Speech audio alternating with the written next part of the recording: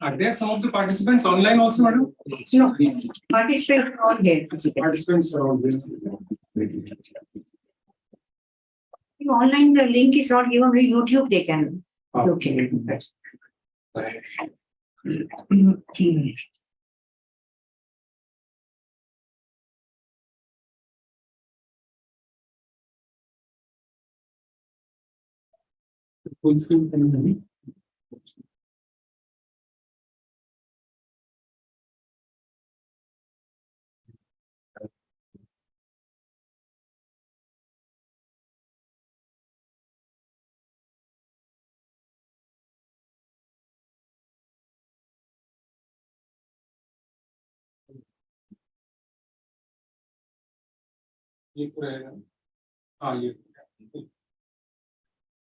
Okay, so good afternoon, and those who have done this communication skills and technical writing course from IRL, some of the things maybe will be of a repetition for those, but otherwise, what I'll discuss is there are two parts. One is teaching methods and teaching aids, some of the basics of teaching and learning. So I think that by this time, the other resource persons or eminent speakers, they must have covered the basics of teaching and learning and also the teaching aids. But I have a very brief introduction of that. And then we will come to the teaching aids and also it's what are the things we should keep it in mind. And now, as I told,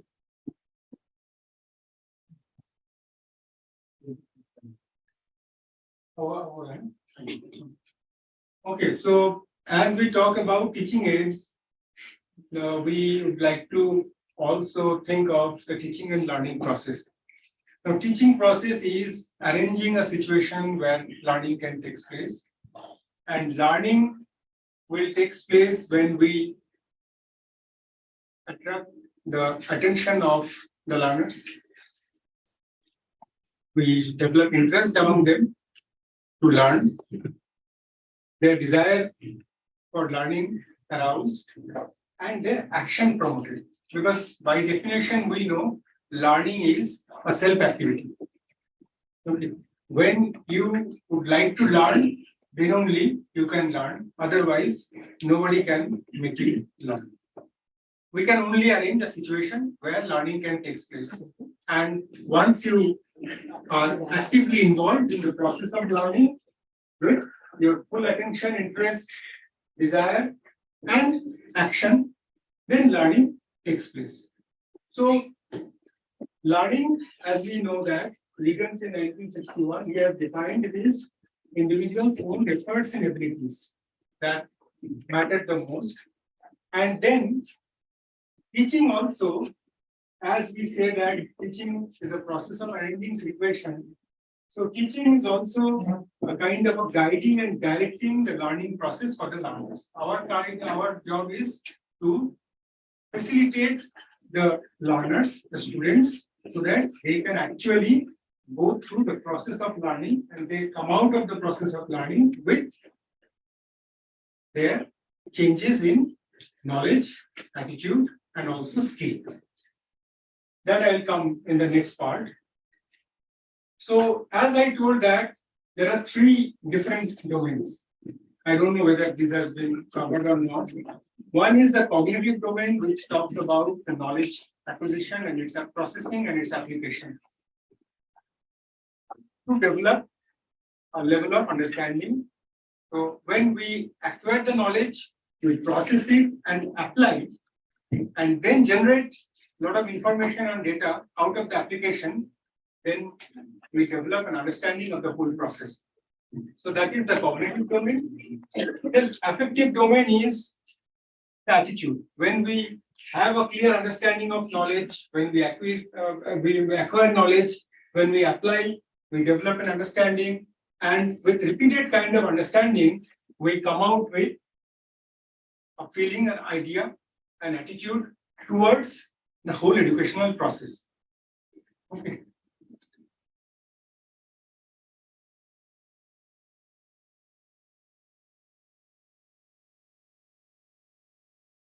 And then comes the psychomotor domain. Psychomotor domain talks about skill.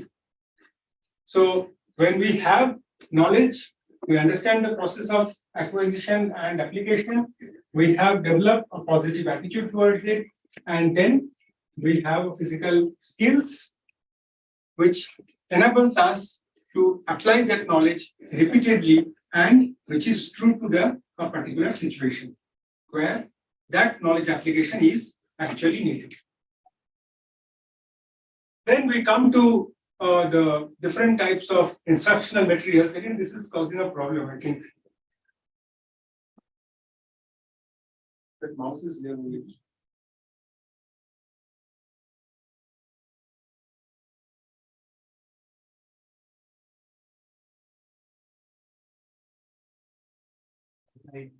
Height floating, height floating. What is that? Height floating. So now, after we discuss about the teaching and learning process, our today's topic is development of teaching aids.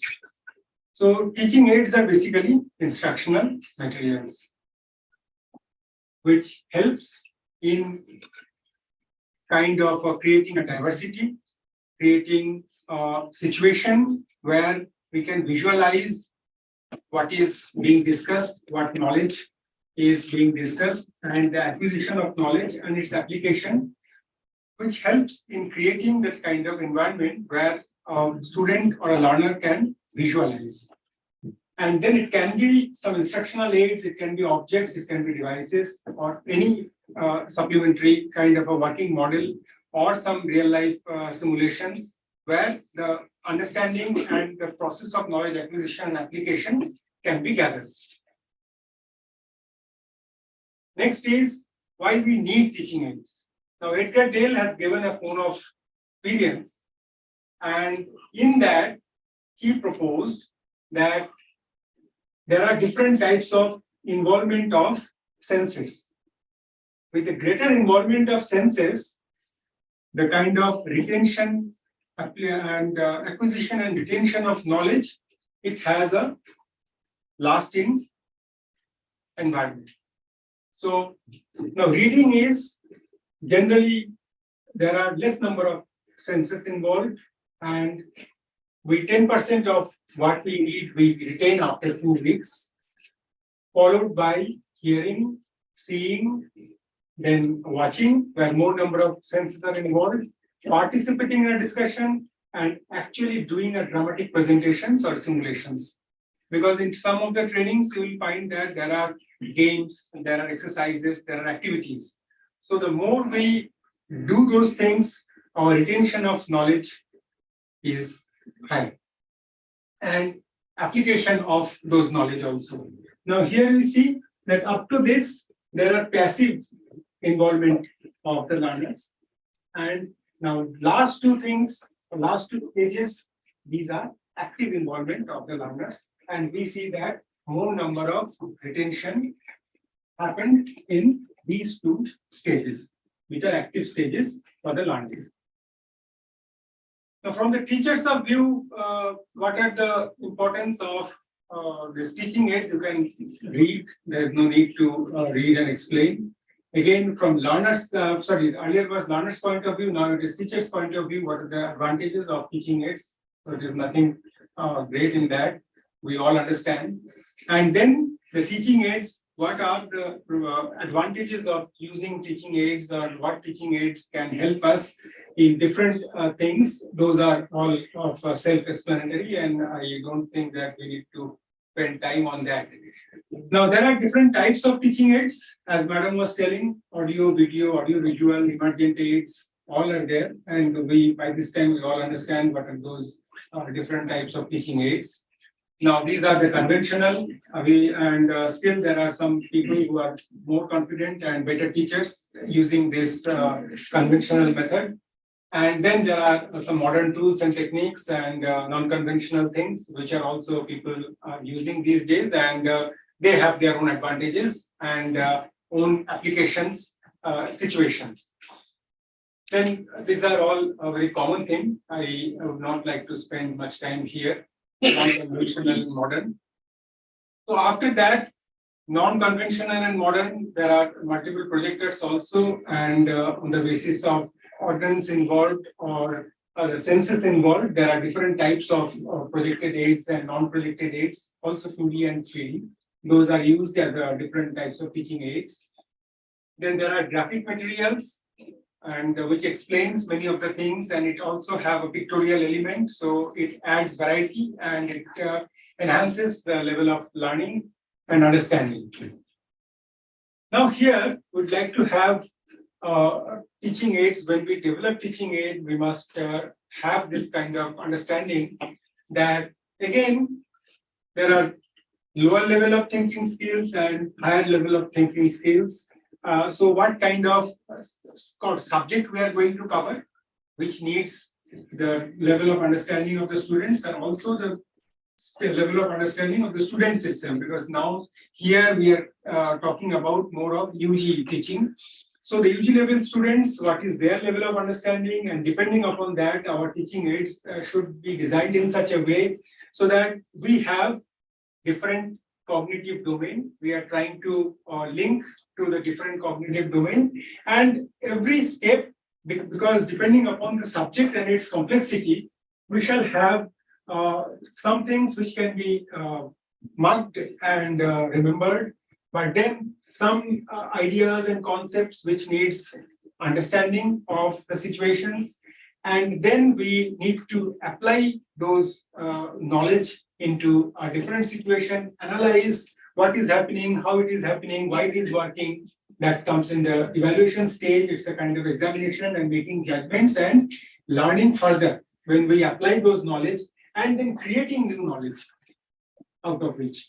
So that depends the level of understanding and also the level of involvement, thinking order.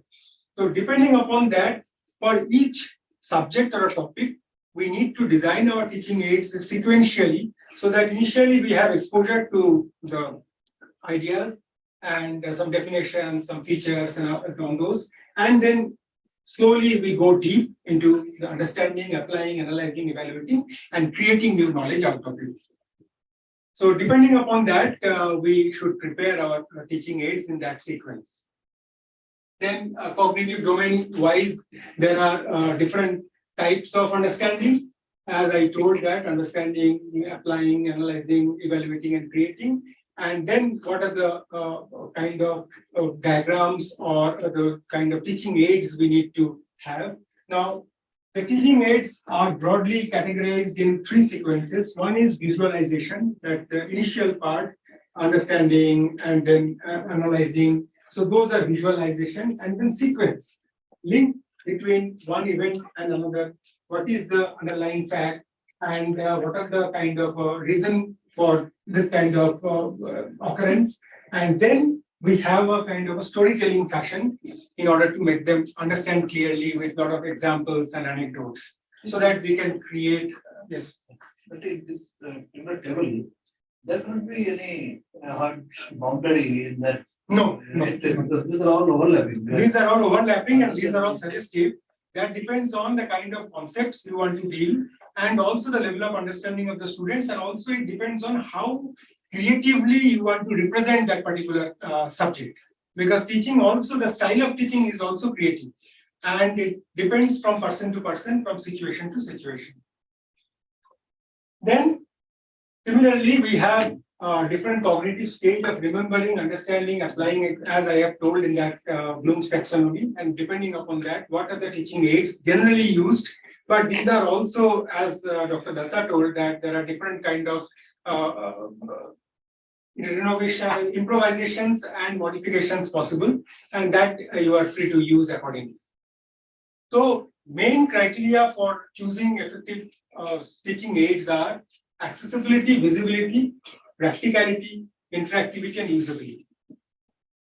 Whether those teaching aids are accessible at your situation, and those the teaching aids should be clearly visible, effective, and then also practicality, introduce students to knowledge and skills that prepare them for real life situation. It should be a practical knowledge oriented, interactivity, and then usability. They must be able to use whatever they learned, and they have those teaching aids should reach the intended purpose.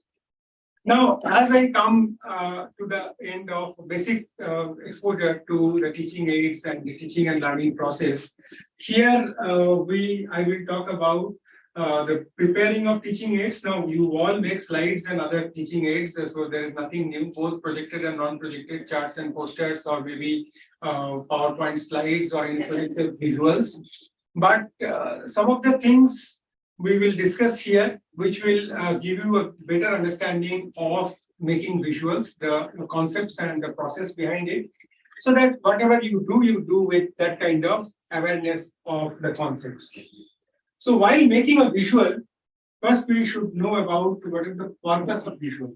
The purpose of visual is, one is have a pictorial content, some variety, some easy understanding, those things are there.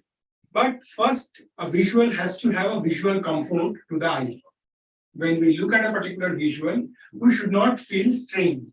Now, the strain can be a physical strain to the eye and its muscles. We squint, or then we try to hardly see, or we sometimes find it repulsive when we see a very glaring kind of visual and glaring colors and a very high contrast.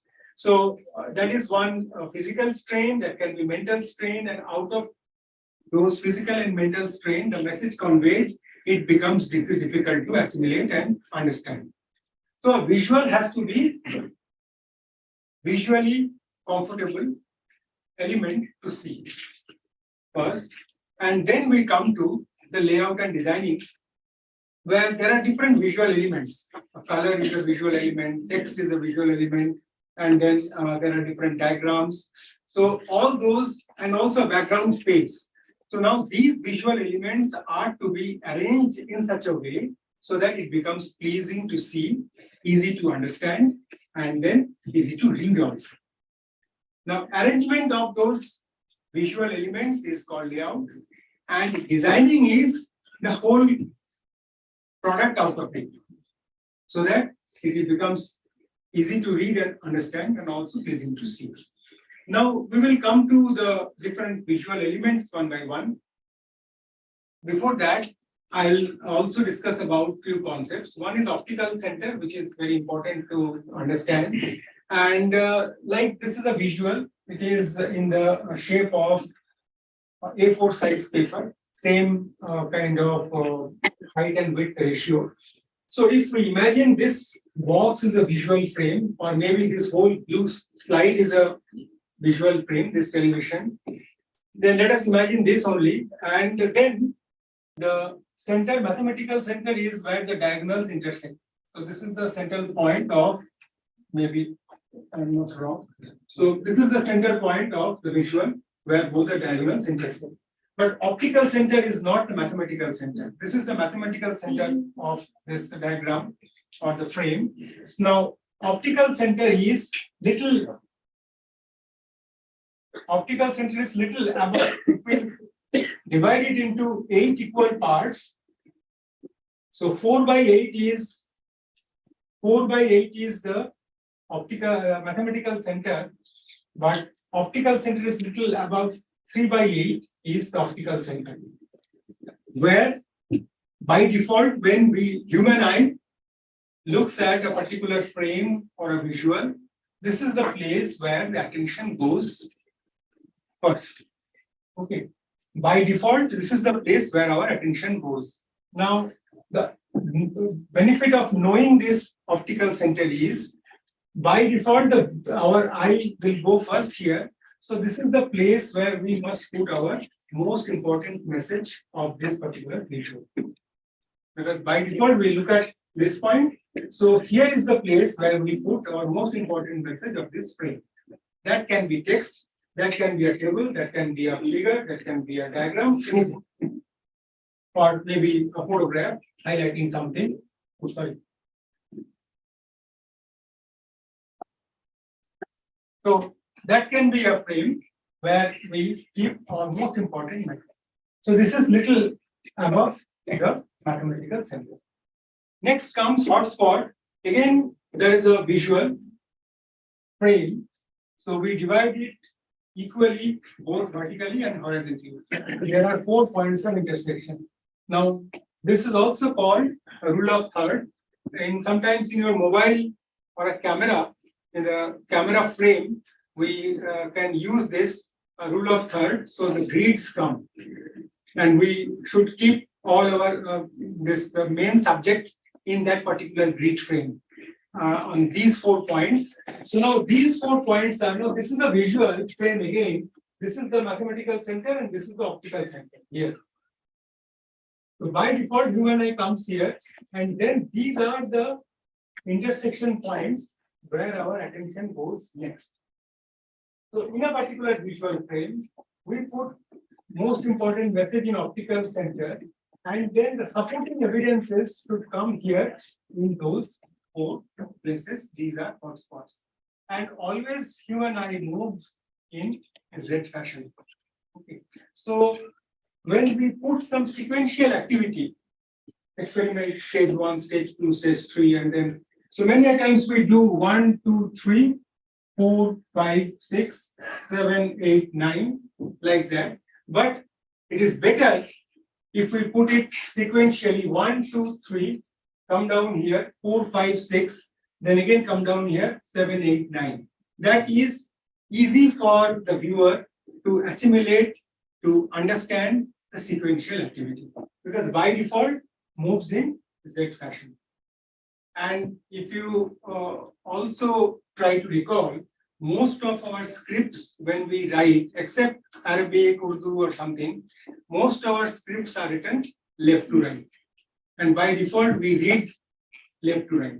It becomes easy for us. So when we are talking about visuals, so our sequential activities should be in Z fashion.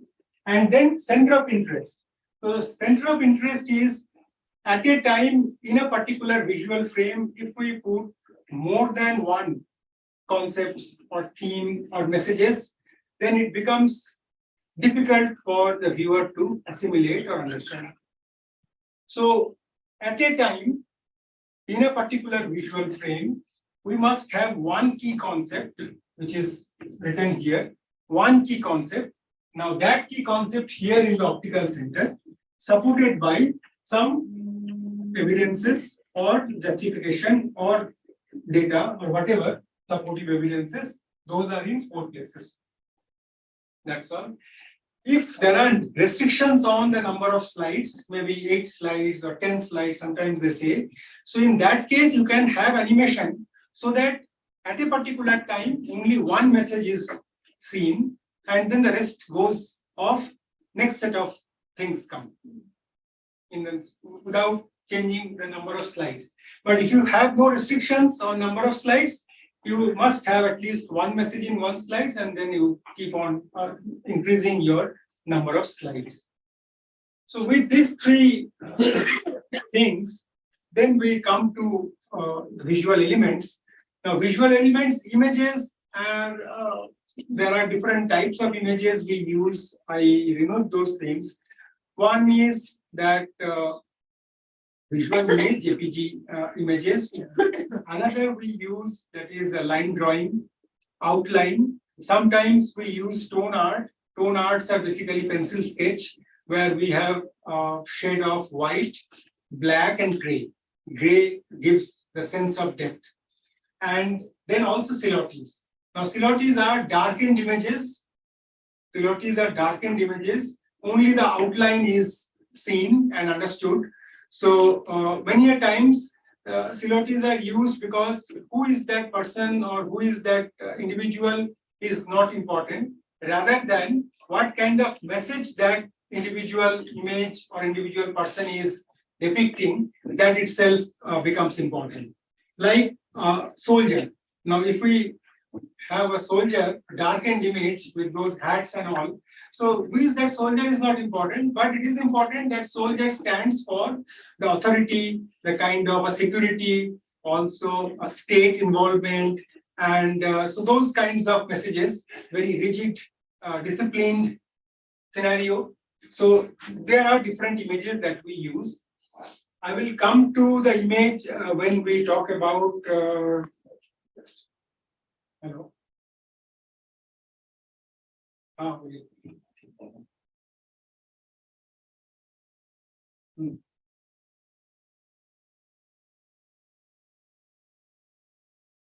नहीं आप direct अटारी को भेज दीजिए कानपुर हाँ।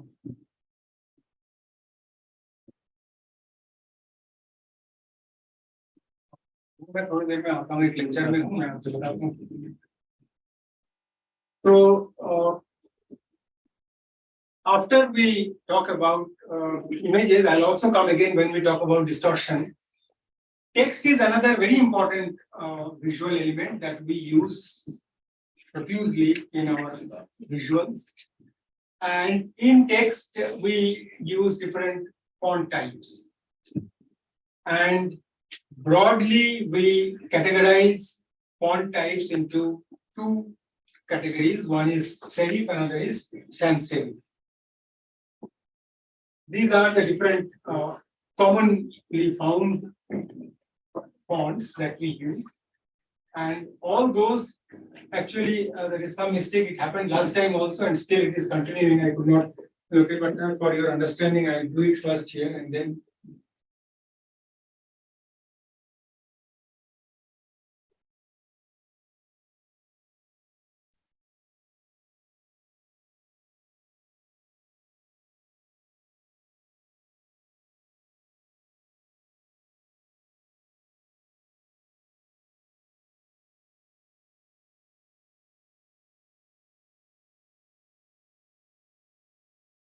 See what?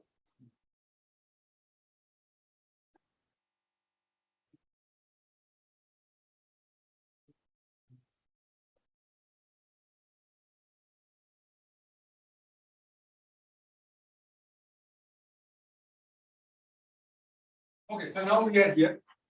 I hope it is still on the screen. So there are two different categories of font, broad categories. And earlier it was font was not typed, it was all handwritten when the fonts were developed.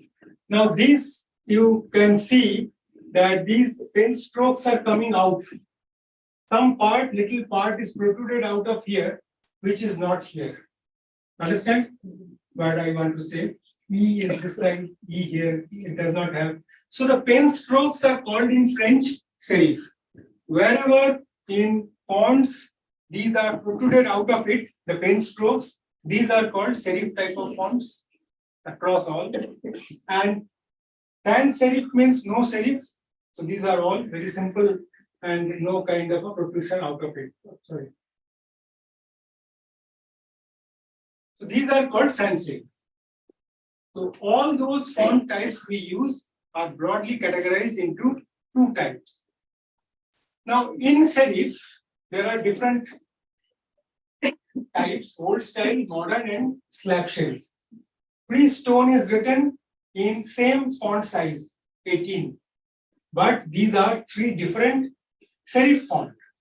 I will also try to show you what are those. So Freestone is here.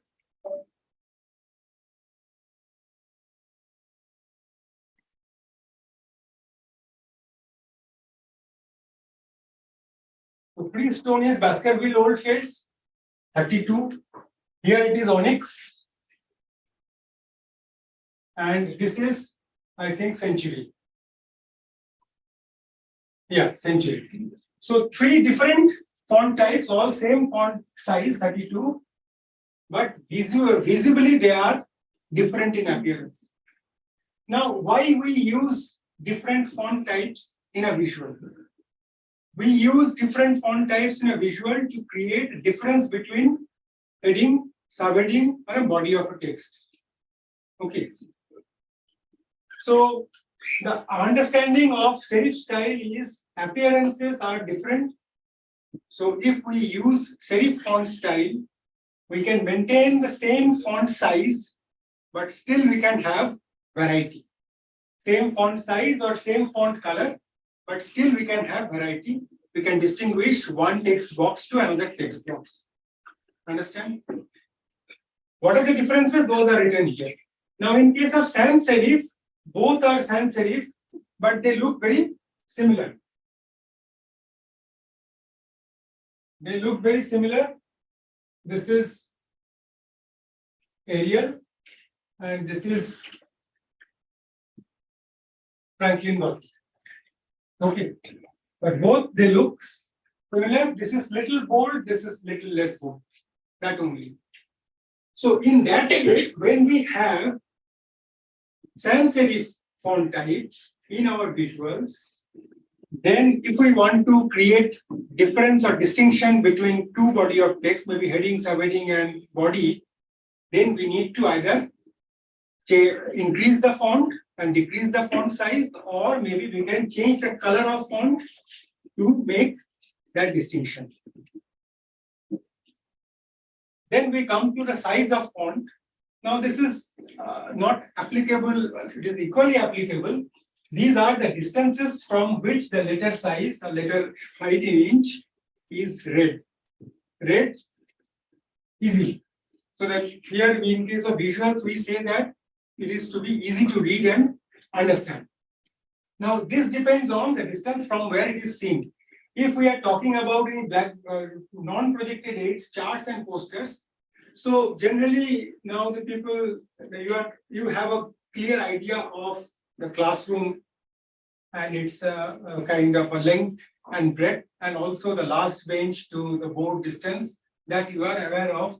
Accordingly, you can have your font size. But in case of projected visual aids like here, now you are not always aware of the kind of place where you are going to project and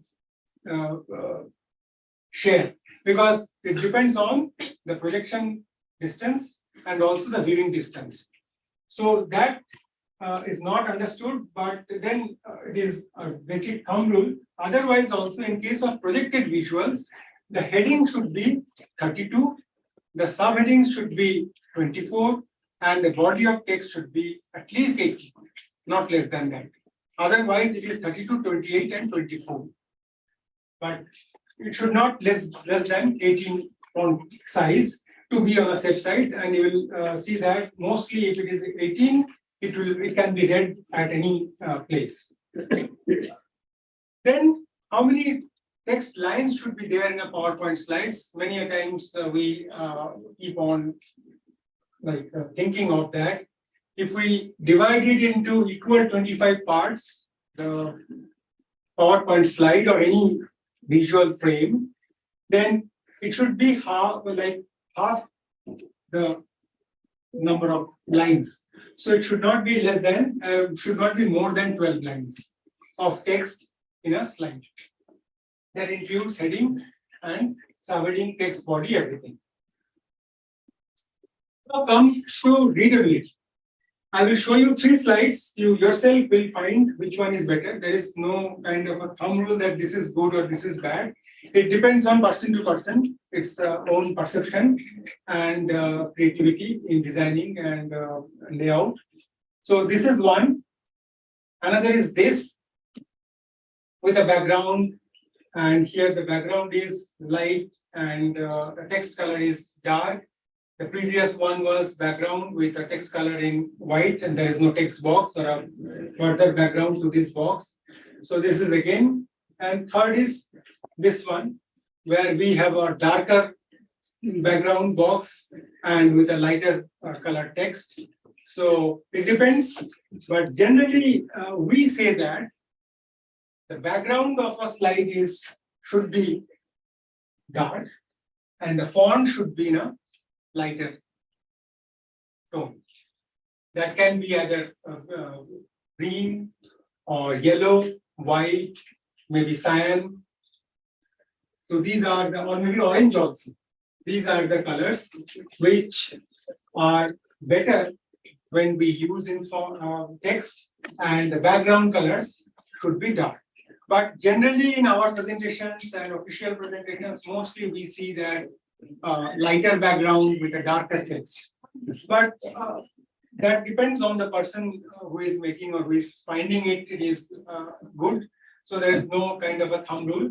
But generally we find you will see most of the road signage, the highway signage or road signage are all, it is white text written on a blue background or white text written on a green background in national highways or in cities also, or sometimes in cities in Punjab, they use a kind of a dark brown background with a white text written, and also the same is seen in Madhya Pradesh, dark background, road signage and tourist place signage, everything is written in that way. Only except in few cases. Now, yellow background with the black text is the most contrasting things which are used to call public attention. Now, when we see that some kind of SOS or emergency numbers or those things, you will find on a road signage also. It is yellow background and black text. So that is the most agreeable contrast is used. Other than most of the road signages are also darker background, lighter text, and in slides also it is preferred to be darker background with lighter text for easy to read and visual comfort also. Now you see these are the same lines, same words written in two, but here since the background is dark, so naturally this is more easy to read rather than the previous colors. And then we must always see if there is an opportunity, we should have a shadow in our text because that gives a sense of depth so that the text comes out of the background and it is always easy to read. Then we come to the case and also I'll come to the spacing. A lot of things are in text. In case, these days in Microsoft Word or the PowerPoint template, there are 4 cases available. Earlier also 4 cases used to be there. One is uppercase, all caps. One is lowercase, where even the A is also lower. This is not actually the example of lowercase. Then there is a sentence case. Sentence case is first letter of the first word is capitalized, the rest are all small. And another is the title case. Now, title case, if you see in Word, you will see that each first letter of the word is capitalized. Title case stands for title. When we would like to have a title of a slide or a title of a presentation, we must have that. There is a tendency of writing all caps in many of the cases, even in the text also or title slides. So generally it is to be avoided. Uppercase, all caps is only for abbreviations, ICAR, IARI, NATP, NAIP, like that. No, otherwise all caps you must not use because that reduces the readability to a great extent. If you see the English alphabets, A here, B, C, D, E, F, G comes down, H goes up, I, J, K, L, M, N, O, P, Q comes down. So when we write, it is all this, and this, ups and downs and straight, ups and downs and straights. It is not always all straight. So when we have always all straight, we find it difficult to read, and that puts a strain on our eye muscle as well as a mental strain it creates. So that reduces the readability. So it is always better to use lower, upper, middle, lower, upper, middle, lower, upper, middle. Same. Now we come to spacing. Now, there are 2 different types of spacing. One is kerning, another is leading. Kerning is the horizontal space between the characters. This side, not this side. Now the kerning, generally we don't use kerning in Word or PowerPoint or these things. BTP, desktop publishing designers, those who use Corel, those who use Adobe, they use kerning. That is a different story. Now, why the importance of learning horizontal space? In visuals, we use text. Text are to be used always with bullets, unless you make some quotations. Text are to be used always in bullets. Now, bulleted text must be all one-liners. In one bullet, you should not have more than one line or more than two lines. No. It should always a one-liner. Now, if it has to be one-liner, then many a times we just copy and paste the sentence from Word to PowerPoint. Now, bulleted text are not to be grammatically correct text. Only the major key words to come, because visual aid is always a supporting to presenter, so that the presenter does not forget. For the students, it's a kind of a reinforcement for them. What they are listening, something is also written there. So more number of senses are getting involved. And they're also trying to figure it out from it is written here, what is the meaning out of it. So there is no need to have a grammatically full correct sentence. Let them also work on it, and that self-activity will lead to learning. So it is, one thing is, we sometimes people say that it should be crisp. The sentences should be crisp. So you make it crisp, you remove the redundant words.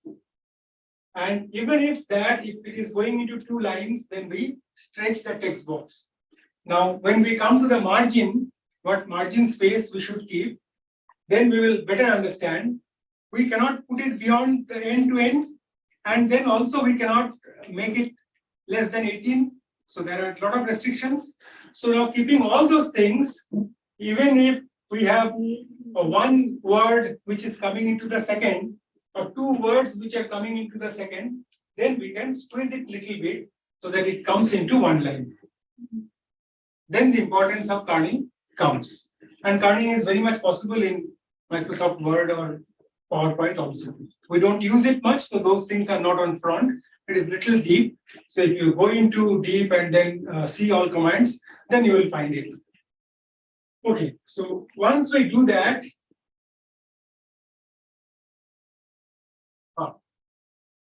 so these are, I don't know what for I put this slide. Okay, then leading here, leading is the line between, space between the lines. And we use it 1, 1.15, 1.5, 2. Generally, we don't go beyond 2. In some cases, some journals, they say it has to be a double spacing, then only we use. Otherwise, we don't use. Now, this vertical spacing is called leading. Now, there is also understanding behind having this kind of a line spacing, where we have end-to-end lines, text box. If we do not have more leading, it will not be easy to read. The mental strain will happen, both physical and mental strain. If we have a shorter text, maybe only this much, then we can have a shorter leading. If we have a longer text, end to end, 8, 10 bullets, then we must have a higher leading, so that it becomes easy to read the lines. Once we cover the text, we come to the shape again, the proportion. Now there are different shapes, but mostly in case of the visuals, we use rectangular shape. Earlier, if you see our TV monitors and our computer monitors, all of 4:3 aspect ratio, more of a square kind of a thing. Height and width ratio is to be 4:3. Then slowly it has been flattened, and now we have aspect ratio of 9:16. So most of our computer screens, laptops, TVs, and all things are all flat, because that gives a better kind of understand visual comfort, and that is why we went to have they have a flatter kind of a thing. Now this is the most agreeable shape. Rectangle is the most agreeable shape to the human eye. So that is why most of the things are rectangular. Most of the visuals, if you find that it is very attractive to see, most are all rectangular in shape. And among the height weight ratio, 3/5 is the golden ratio, they say. And most of our slides, posters are by default 3/5 posters, but they are not landscape format, they are in portrait format in order to accommodate more number of visuals. We keep it like that. But otherwise, this ratio is a golden ratio. Then we talk about the blank space, the background. And here we see the margin has to be 3:2:4. 3 from top, 2 from bottom, 4 from bottom. So we cannot keep our text box up to this side, which is not visually very appealing and pleasing. We should not keep it, our text box, we should not start from here. And also our text box or the heading should not start from the far end on top. So there should be a large number of space vacant to have. Now, everything, we have an optical center here. We have these 4 points as a hotspots, and then single one, and then lot of blank space. Then text box, small text box with at least 18 or 20 or text size. So that puts lot of limitations, and then accordingly we must think and arrange our visual elements in that way so that we can have a pleasing sense of visual comfort and also clarity in understanding. Then we come to the balance, because unless it is balanced, it is not visually appealing or pleasing. So for balance, there are 2 types of balance, formal and informal. Formal balance is this particular visual frame is formally balanced. If we divide it equally, vertically into 2 equal parts. So this text box, these 2 are balancing each other. Half is balancing, and this text box is also balancing this text box, and this blank space is balancing the blank space on the other side. So it is a balanced, formally balanced visual. Now, in case of informal balance, it is more of creative and also is based on perception, and it is the differential perception. Now, the whole tree, this image or this image, which looks more balanced. This looks more balanced to many. And maybe some people will say this looks a balance, but only a small image here, it changes the balance of the whole frame. So now this is a kind of perceptual, and perception varies from person to person. So for scientific and academic kind of a visual aid or teaching aid, we don't look for informal balance, rather we look for a formal balance. So that it is more definite and across all it is understood well. Then I'll talk about image. We use a lot of image, and then we try to place it, and accordingly we try to resize it by dragging. And because there are some text box, there are some other things, and then we want to fit in a particular image, and then we drag it from anywhere, from sides or from top, whatever. But this is the real image. When we need to drag, we must always drag from the corners, and not from sides or not from any other side, because the aspect ratio remains the same when we drag from the corner. So the distortion does not take place. Now these type of distortions are called anamorphic distortions, and we should try to avoid. It does not represent the actual size and actual shape. Then I have few samples which you can see, and you will be able to find out how visually comforting and appealing. These are all scientific data, and you see very less text, more of images and messages conveyed through this. These are the different sequential kind of a thing, and also mostly used with a darker background and lighter text, and these text box are all shadowed. So it gives a sense of depth. It comes so that it comes out of, even the images are also shadowed. And mostly these are all background dark and lighter text.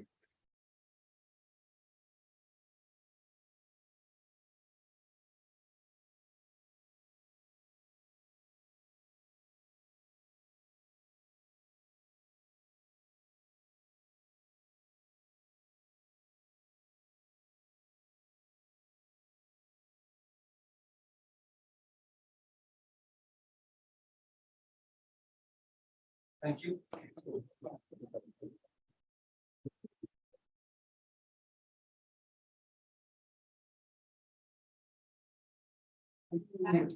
Like to ask anything? The importance of animation. See, importance of animation is again, it depends on the situation. In some cases, if you have animation, it may obstruct the kind of a thinking or a vision. And in some cases, animation is also useful, like a stepwise if you want to show some experiment. So if you want to show it as experiments like our students present in gold medal presentation, all very stepwise and coming this or coming out of this, going into this. So that kind of animation helps in understanding the situation. But in case of animation, then it has to be, it depends on the way you are presenting. If you are presenting yourself in a PowerPoint, then it should be always a click basis. The animation should change one action, then another action that should be click based. You should not have timed it because your narration and the animation may not be synchronized in that. And if you are, sometimes you are making a video, you can save this PowerPoint as a video, export it as a video with your narration recording. So then you can time it and your narration and animation can match. You save it, export it as a video and you put it online or your smart class or anywhere. So there it will be a kind of a synchronized. So animation, one thing is that you can do it, but sometimes every text is animated. This line comes, then next click, this line comes, then next click, this line comes. If it goes with your explanation sequentially, then it should be there. But in some cases, maybe you are talking about definition.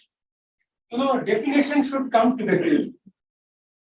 Then advantages, 1, 2, 3, 4. If it is not very elaborate, if you are not taking much time on each line, then everything should come together.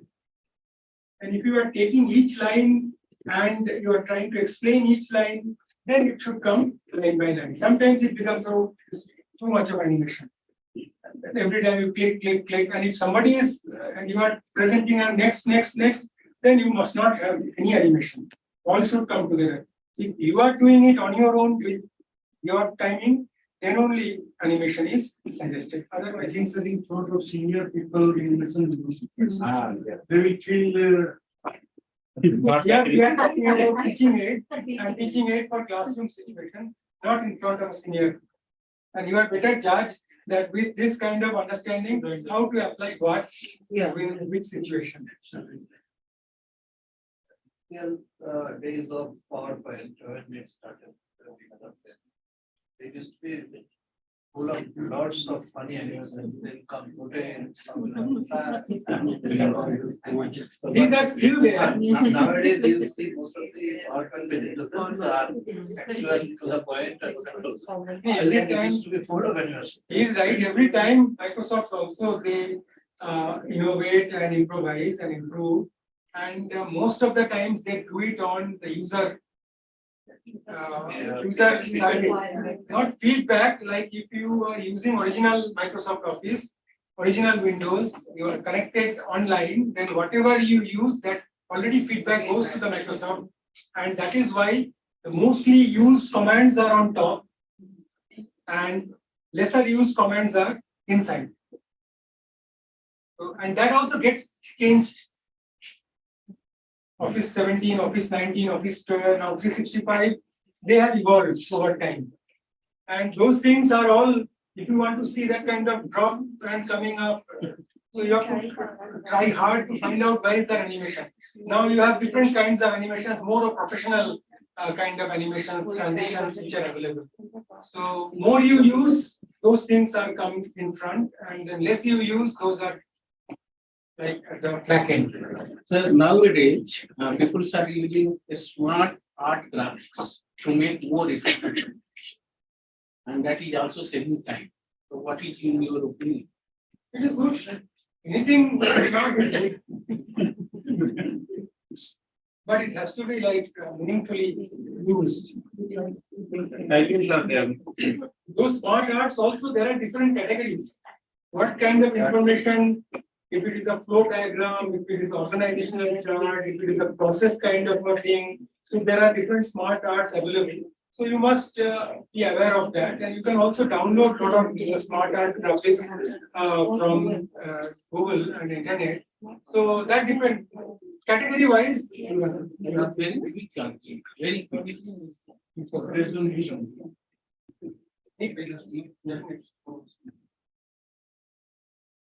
आपने जो बोला definitely target group वो Senior सामने वो क्या है real WhatsApp शुरू से अभी फ्री में बताएंगे आपको रिश्तेदार The titles are there, no? That we can do. yes, we can. Anything you can do, but only keep it in mind that it should be easy to see, easy to see, and easy to read and understand. That is the key.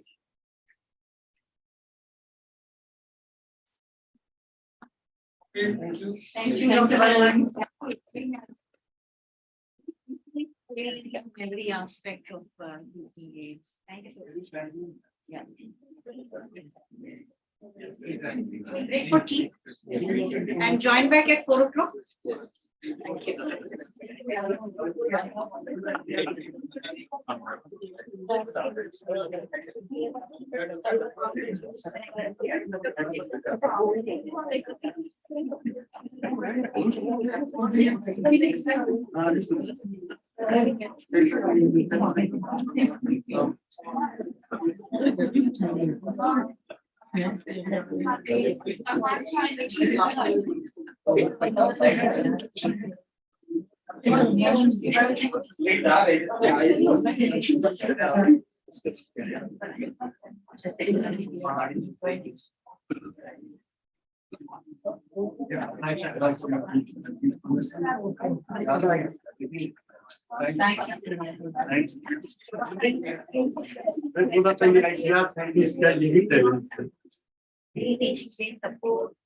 Yes. ऐसा नहीं time और delete भी कर रहे हैं अपने topic से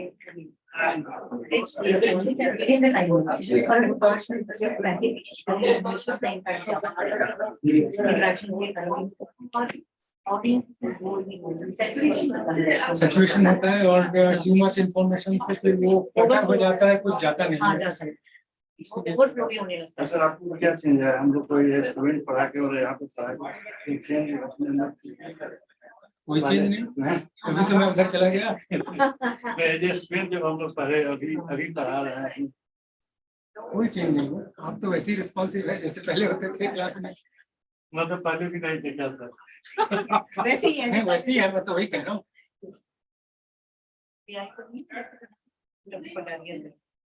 Thank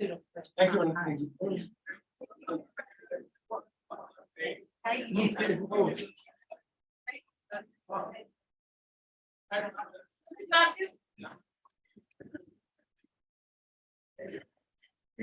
चाय सर्व करा देना।